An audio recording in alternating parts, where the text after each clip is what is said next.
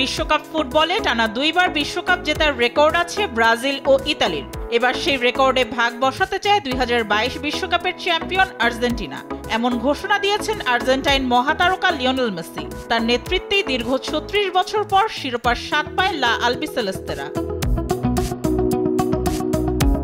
FIFA বিশ্বকাপ 2026 ড্রয়ের কয়েক ঘন্টা আগে ইএসপিএনকে দেয়া এক সাক্ষাৎকারে এই মহাতারকা জানান 2026 বিশ্বকাপও হবে নীল সাদাদের।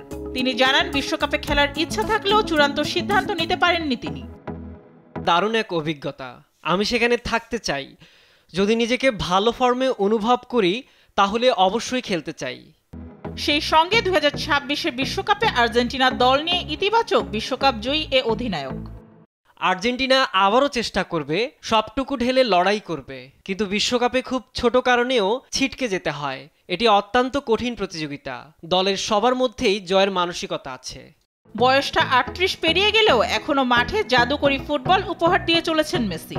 8 বারের ব্যালন ডি'অর জয়ী এ তারকাকে ঘিরেই আবারও বিশ্বকাপ শিরোপা ধরে রাখার স্বপ্ন বুনছেন বিশ্বের কোটি আর্জেন্টাইন ফুটবল প্রেমীরা। তবে মেসি জাদু বিশ্বকাপের মাঠে শেষ পর্যন্ত সমর্থকরা দেখতে পারবেন কিনা তা নিয়ে উত্তর দিয়েছেন খোদ এলেনটেন নিজেই। আশা করি আমি সেখানে থাকব। আগেও যেমনটা বলেছি, দলের সঙ্গে থাকতে পারলে দারুণ হবে। তবে খুব খারাপ কিছু হলে আমি সেখান থেকেই সরাসরি খেলা দেখব। তবে এটা বিশেষ কিছু হবে।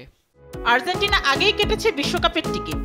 তবে মূল আসরে ফুটবল জাদুকরকে দেখা যাবে কিনা সে উত্তর পেতে চোখ রাখতে হবে আগামী 11 জুন পর্যন্ত। মেহজাবিন হোসেন, স্পোর্টস ডেস্ক, দেশ টিভি।